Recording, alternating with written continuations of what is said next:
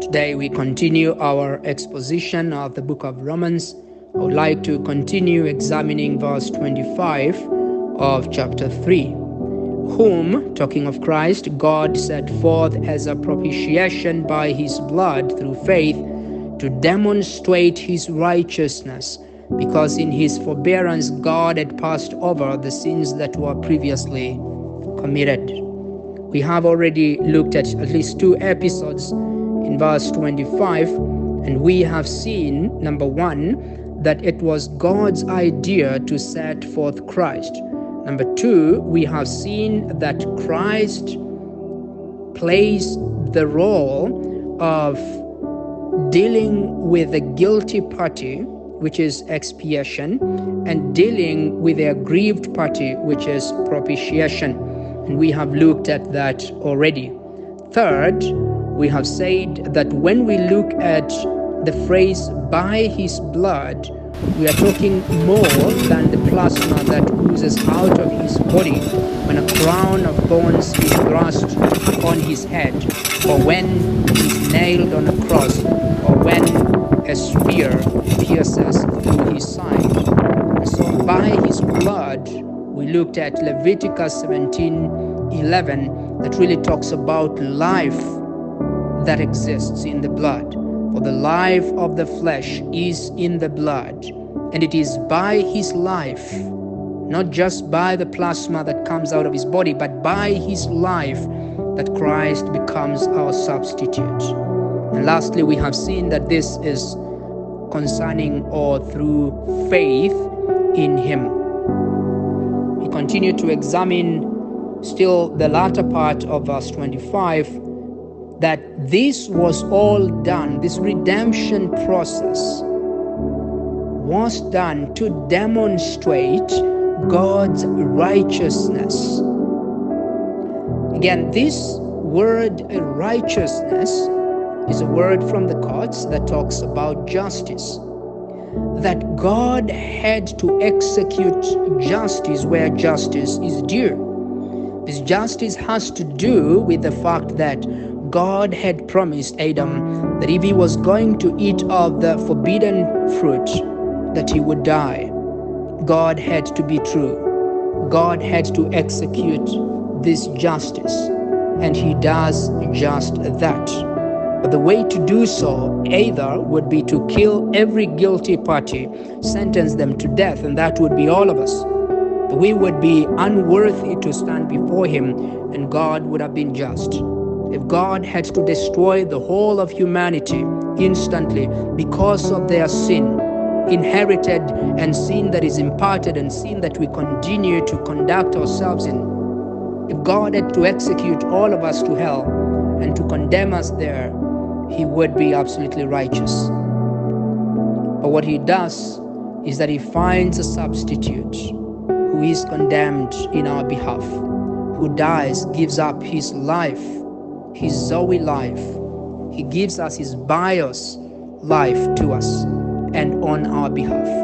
And so this God does to demonstrate, to show to the galaxies, to the angels and the saints in glory, to show his justice. He goes on to say, because in his forbearance God had passed over the sins that were previously committed. What I would like us to see are 2 things. Number 1, that God, out of his forbearance, out of his patience, the reason why he does and he has not consumed all of us, the reason why the Old Testament forefathers were not consumed to ashes, was purely because of God's forbearance, God's patience. That God, in his mercy and grace, even under the law, he was long-suffering with the creation that he has made.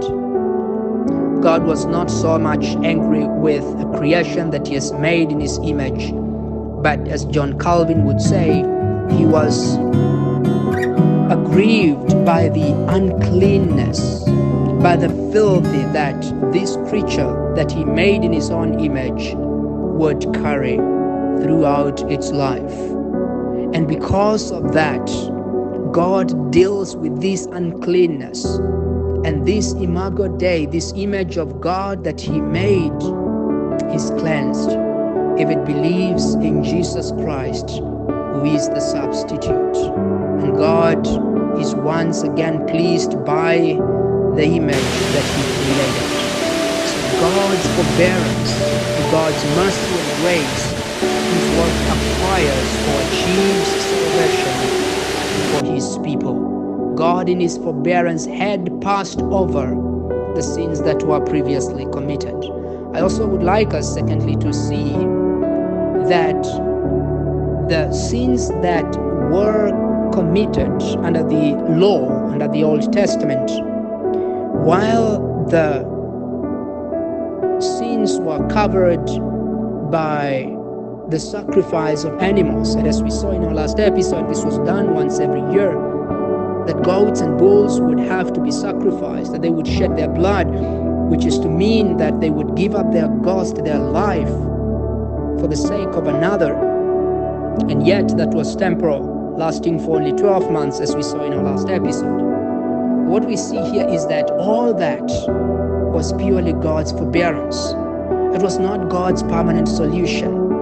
God employed that methodology, or he used the blood of goats and bulls, waiting in anticipation to something that he was preparing that was more permanent, something that was greater and more perfect, the blood or the life of his Son. And so we are told here, out of his forbearance, and even when we see the blood of goats and bulls, it was purely out of his forbearance, his long-suffering, his anticipation, his waiting. And so he provided this temporary sacrifice, as it were, waiting for that more permanent sacrifice, which would forever remove the guilt of sin, and at the same time appease the wrath of God forever. This is Christ, our Redeemer. This is the Christ we preach. This is why Christ can never be equated to Muhammad or Buddha or Confucius or anyone else. This is why Christ had to be born of a virgin, so that he is not contaminated with sin, so that Christ lives without sin, and he lives for us. Perhaps an important addition I would like to make here is the fact that Christ does not only die for us. You will recall that when John the Baptist is baptizing Jesus, John the Baptist wonders why Jesus has to be baptized. Jesus would declare to John the Baptist, "Suffer that all righteousness might be fulfilled," by which he meant that he did not just come to die, he came to live. That is also to say, he lived for us and died for us. Otherwise, God would have sent Jesus to parachute all the way from the throne straight to the cross, hung on the cross, die, and on the third day rise again and ascend to the Father. That's not what God does.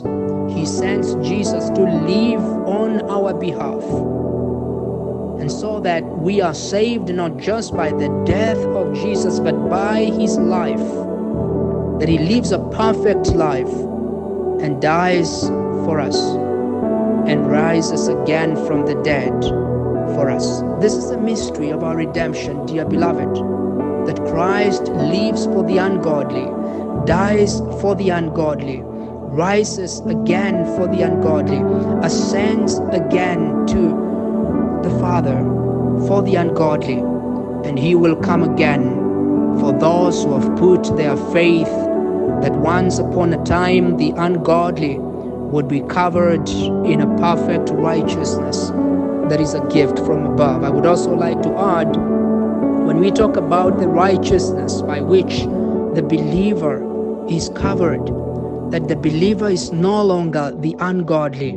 The believer is covered by a righteousness which is given as a gift.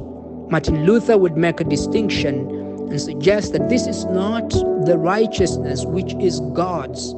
In other words, God does not remove his righteousness from himself and give to us. What he really does is that he gives us a gift. And because God is immanent, God is exalted, God is self-existent, God is the fountain, he is able to give and provide a gift of righteousness which proceeds from him. And dear beloved, Christ is our only hope from the wrath that looms upon every soul of man that does not believe in him. And therefore Jesus would say in the book of John chapter 3 verse 36 that those who do not believe in him, the wrath of God abides on them already. Christ is the only one by which the wrath of God is appeased and the guilt of man is removed. Oh, dear beloved, Christ is the answer to the troubled soul. Christ is the answer to the vengeance of God. Christ is the answer to the curse which is upon every man and every woman who has not received him.